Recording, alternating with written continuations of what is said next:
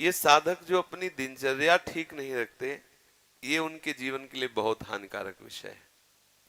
हमारे लिए जितना नाम जप आवश्यक है, उतना ही प्राणायाम आवश्यक है, उतना ही व्यायाम आवश्यक है, उतना ही टहलना आवश्यक है, उतना ही सोना आवश्यक है, उतना ही सात्विक आहार आवश्यक है। ये बिल्कुल ध्यान रखें। तेरे दिन देखते हैं ना, ये बीमारी वो बीमारी, ये परेशानी वो परेशानी। तो सबसे पहली बात है, हम जब कहते हैं तो कोई समझ नहीं रहा, ब्रह्मचर्य की रक्षा की जाए। ब्रह्मचर्य बहुत बड़ा अमृत तत्व है। ये मूर्खता के कारण लोग इसे ध्यान नहीं देते हैं। एक ने तो कहा कि संसार में अब यही सुख है, तुम भी उसमें भी कह रहे हो कि ऐसा। हम भाई तुम्हें सुखी करने के लिए कह रहे हैं, दुखी करने के लिए तो नहीं कह रहे ना। हम तुम्हारे दुश्मन नहीं हैं, तुम्हारे मित्र हैं। तुम्हारा मन तुम्हें गलत रास्ता दे सकता है, लेकिन हम तुम्हें गलत रास्ता नहीं दे रहे। तुम सदगृहस्थ हो तो संयम से चलो। सदगृहस्थी में भी एक आप सोचो, आप रात दिन पशुता का व्यवहार करके मलिन मन के द्वारा शांति प्राप्त करना चाहते हो, आनंद की अनुभूति करना चाहते हो, कैसे हो सकता है? आप जब बीमार हो, आज नहीं, आज तुम्हारी यौवन अवस्था तुम्हें समझ में नहीं आ रहा, लेकिन ये तुम्हारी आदत तुमको कल कहां पहुंचा देगी तुम्हें पता नहीं। जब पहुंच जाओगे तब कोई रास्ता नहीं। कितने ऐसे बच्चे हैं जो इस बात में दुखी हैं कि मैं क्या करूं, आत्महत्या कर लूं, ऐसे आते। कितने प्रश्न ऐसे आते कि क्या मैं आत्महत्या कर लूं? देखो, पहुंचा दिया यहां, आपके मन ने वहां पहुंचा दिया जो अंतिम दुर्गति का केंद्र है। यदि आप गृहस्थ हैं तो 5 बजे तक उठ जाए, इतनी छूट। मान लो आप रात्रि में 11, 11:30 बजे या 12 बजे सोते तो 5 घंटे। अगर आप दिन में नहीं सोते तो 6 बजे तक उठे। सूर्य उदय हो रहा हो, आप सो रहे हैं, चाहे गृहस्थ हो चाहे विरक्त हो, आप बिल्कुल नष्ट हो जाएंगे। आपकी आयु नष्ट होगी, आपकी बुद्धि भ्रष्ट होगी, आप ब्रह्मचर्य रह नहीं सकते। कह देते ब्रह्मचर्य की क्या जरूरत, क्या? आप सच्ची मानिए, आप 2 महीने ब्रह्मचर्य, अगर गृहस्थ है 2 महीने ब्रह्मचर्य रहिए, 2 महीने केवल, और फिर आप देखिए आपको कैसा लगता है। और उस ब्रह्मचर्य से युक्त होकर फिर संतान उत्पन्न क्रिया की, आप देखिए वो संतान कैसी तेजस्वी होगी। आप उसको समझिए। आप जिसे बिल्कुल साधारण बात समझ रहे हैं, आप समझ रहे हैं आपको छूट मिल गई विषय भोगों के लिए, नहीं, सावधान। कुछ दिनों बाद आप ऐसे ऐसे रोगों से ग्रसित हो जाएंगे कि आप चलने लायक नहीं होंगे। आप खुद देख लीजिएगा, कुछ दिन बाद ऐसी आपकी इंद्रियां हो जाएंगी कि साधारण बातों में आप ब्रह्मचर्य रहित हो जाएंगे, सोच में ब्रह्मचर्य रहित हो जाएंगे, साधारण घर्षण में आप ब्रह्मचर्य रहित हो जाएंगे। ऐसी स्थितियां आती हैं जिनमें मतलब कितनी दुर्दशा हो जाए, चाहे वो स्त्री शरीर हो चाहे पुरुष शरीर। ऐसा नहीं कि केवल ब्रह्मचर्य पुरुष शरीर के लिए, दोनों के लिए ब्रह्मचर्य है। अगर आप गलतियों से युक्त हो जाएंगे तो स्त्रियों में ऐसे रोग हो जाते हैं जिनके कारण उनको चलना फिरना मुश्किल हो जाता है, उनके शरीर की पूरी स्थिति बिगड़ जाती है। ब्रह्मचर्य दोनों के लिए आवश्यक है। कुछ लोग प्रश्न करते हैं कि गृहस्थ आश्रम में ब्रह्मचर्य का अस्तित्व नहीं। आप देख लो, अगर साल 2 साल में आंखों में कम ना दिखाई देने लगे तो बताना। अगर घुटने दर्द करें, कमर दर्द करे, चलने पर आपको चक्कर आने लगे, देखना, खुद देखना। एक शरीर है, उसकी एक नियत क्षमता है, आप उसके अनुसार गृहस्थ का मतलब ऐसा थोड़ी कि तुम्हारे लाइसेंस मिल गया भोगों का कि तुम मनमानी गंदे आचरण करो और तुम स्वस्थ। शरीर है तुम्हारा, कोई सोने चांदी का थोड़ी बना है।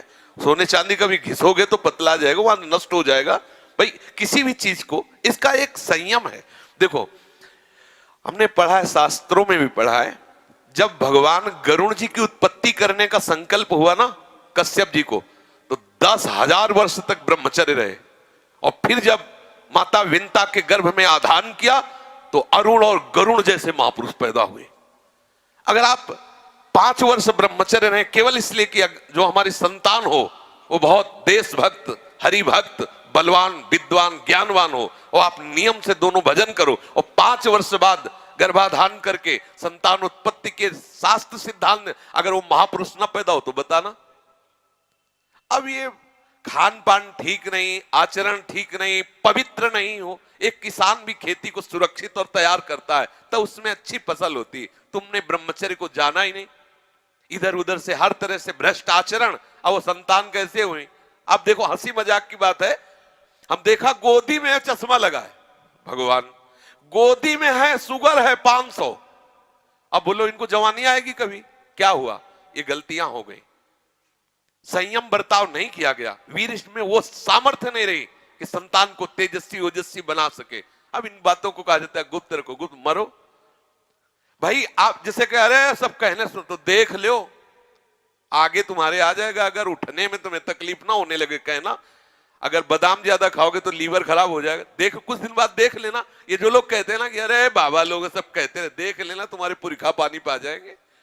तुम तो हमारी आत्मा हो, इसलिए हम तुम्हें प्यार से समझाते हैं। जैसे हम कहते हैं तुम ब्रह्मचर्य रहो, हस्त मैथुन मत करो, गंदे आचरण मत करो, व्यभिचार मत करो।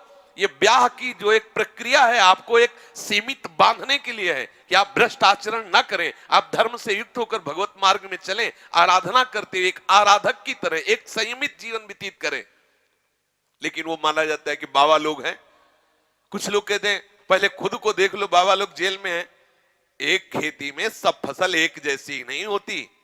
अगर कहा जाए कि सब दुकानदार बेईमानी होते हैं या सब खेती में एक ही जैसी फसल नहीं, कोई गन्ने की भी फसल, गन्ने में भी कई क्वालिटियां होती है, आलू की भी कई क्वालिटियां होती है, ऐसे अलग अलग वृत्ति है, अलग अलग भाव है। तो हमारी बात को आज अगर नहीं मानोगे तो कल तुम्हें पछताना पड़ेगा, पक्का समझ लीजिए। संयम से चलो, गृहस्थ धर्म में रहते हुए भगवत प्राप्ति के योग्य हो जाओगे। जब आपको ऐसा लगे आपके पास तो व्यवस्था है, लगा कि अब मैं नहीं रह सकता, तो भगवान ने आपको इसीलिए रास्ता दिया है गृहस्थ का कि आप पति पत्नी मिलकर के काम पर विजय प्राप्त करें। इसलिए नहीं दिया कि आप भ्रष्ट होते रहे। समझिए, आपके पास किला है, किले की आड़ से आप अपने को बचा सकते हैं, लेकिन विरक्त विरक्त मैदान की लड़ाई है। ये जो लोग कहते हैं ना कि गुप्त रूप से नहीं, भूल न दे कुमार, ऐसा नहीं होता। तुम भ्रष्ट आचरण वाले, तुम्हारे पास चश्मा ही नहीं जिसे जानते हो कि कैसे विरक्त रहते हैं, रात दिन जलते हुए सच्चिदानंद तत्व में स्थित रहते। तुम्हें क्या पता, तुम्हें लगता है बाबा लोग हराम की खाते मौज मस्ती से रहते, हमको उपदेश करते हैं। अगर हमारी तरह तुम बैठ जाओगे ना, जैसे हम तुम्हें कह दें कि ऐसे रहो, तुम्हारे होश उड़ जाएंगे। ऐसे तुम खिलवाड़ समझते हो क्या? मनी राम को पकड़ के ठीक प्रभु के चरणारविंद में लगाए रहना, तुम इसे खेल समझते हो क्या? एक बार भगवान शंकराचार्य जी ने देखा कि वो मछली पकड़ने वाले वो ऐसे एकदम एकाग्र हुए, ऐसे नहीं, वो बंसी डाल ऐसे बैठे हैं। नजदीक गए, बोले भैया कितने रुपए कमा लेते हो? बोले सुबह से शाम तक लगे रहते हैं, 50 रुपए तो आ ही जाते हो पहले के समय, शंकराचार्य जी के समय। बोले ठीक है, हम तुम्हें 2 घंटे के 50 रुपया दिलवाएंगे, बस तुम आश्रम में बैठ के नारायण नारायण नाम का कीर्तन करो, बढ़िया भोजन मिलेगा, चलो लियो आ गए। अब वो आश्रम में कहा बैठो नारायण नारायण करो, जे ही बैठे और नारायण, तो उनको आग लगी। बोले महाराज हमें वो ठीक, वहां अगर एक को नहीं मिले तो ठीक, तुम्हारे यहाँ नारायण नारायण नहीं। भजन करना जानते हो, कोई खिलवाड़ समझते हो? थोड़ी देर निर्विषय होकर मन को प्रभु में लगा के देखो क्या दशा होती है। तो वास्तविक जीवन जीने की चेष्टा करो। गृहस्थी कोई वो मार्ग नहीं कि तुम गंदे आचरण से चलो, ऐसा नहीं है। हम आपको दिखाएं पति पत्नी सहित हैं और आजीवन ब्रह्मचर्य का नियम लिए हैं, और 35 साल की अवस्था है, दोनों सुंदर है, अपने ही समाज में है, अपने ही पास है। ऐसे कितने लोग, एक दो थोड़े, ऐसे कितने हैं 30-35 की अवस्था आजीवन के लिए संकल्प वृंदावन में करके संकल्प करके। अब बोलो कितनी बड़ी हिम्मत की बात है। दोनों नौजवान हो और संयम से भजन करने का नियम तो ये है। अब इनको कौन भ्रष्ट कर सकता है? जब स्वयं की सुंदरी पत्नी के साथ उन्होंने संयम का नियम ले लिया तो इन्हें कौन भ्रष्ट कर सकता है? ये जो उद्दंडता है इसे छोड़ो, बहुत हानि है, बहुत हानि। ब्रह्मचर्य हानि का मतलब है तुम रोज मर रहे हो, रोज मृत्यु को गले लगा रहे हो। एक नियम से चलो, एक संयम से चलो, जो एक शास्त्र मर्यादा है, तो उससे क्या होगा कि आप आनंदित रहोगे और एक दिन आपको वैराग्य हो जाएगा। उद्दंडता करोगे तो ये माया है, तुम्हें नष्ट कर देगी। 4 दिन का जीवन है, जितना आपका वीर क्षय होता जाएगा उतने आपके यंत्र सब खराब होते जाएंगे। अभी जवानी है ना, तो अभी नहीं समझ में आते, बाबा जी चिल्ला, ऐसे कितने लोग बोलते हैं बाबा जी कहता है ऐसा वैसा। बाबा जी नहीं कहता, देख लेना, परिणाम देख लेना। ये तुम्हारे जितने भी अंग हैं, जो प्रधान अंग हैं, इनको जब वो पहुंचेगा नहीं ना, तो ये सब देखो, गाड़ी में ना डालो पेट्रोल तो खराब हो जाएंगे। और इसके बाद आप अच्छे अच्छे पदार्थ पाओगे तो लीवर में उतनी सामर्थ्य नहीं रहेगी, वो पचाना बंद कर देगा, आपकी बहुत हानि हो जाएगी। संयम से चलोगे तो आनंदित रहोगे। संयम एक बहुत बड़ा पावर है। सोचो कितना आनंद है उसके रोकने में, जिसके निकालने में आप आनंद समझते हो। ये शास्त्र जो अनुभवी महापुरुषों ने किया है, लिखा है, तो उसको हमें अनुभव करने की जरूरत नहीं, अपने गुरुजनों की बात मान लेते हैं। देखो, एक होता क्रिया से अनुभव करना और एक होता ध्यानस्थ अनुभव करना। क्रिया में तो तुम चूक कर सकते हो क्योंकि बहिर्मुख हो, लेकिन ध्यानस्थ में बिल्कुल ठीक वही अनुभव होगा जो तुम्हारे मन में आ रहा है। जो तुम्हारा मन अनुभव कर रहा, ठीक ध्यान के द्वारा योगी वही बात अनुभव कर लेता है और वही बात लिख, जो संत जन लिखे हैं तो बोले ये मेरे अनुभव की बात, मेरे अनुभव को उन्होंने क्रिया नहीं की, उन्होंने क्रियात्मक मन को पकड़ा और उसका अनुभव करके वो लिख रहे हैं। हमें बात मान लेनी चाहिए। गृहस्थी में हो, कभी आवश्यक हुआ संतानोत्पत्ति के लिए काम क्रीड़ा करो, जो नियम है उसके अनुसार चलो, कोई रोक नहीं। हम सब ब्रह्म ऋषियों की संतान हैं। आप देखो आचार्य महापुरुषों की संतानें नहीं हुई क्या?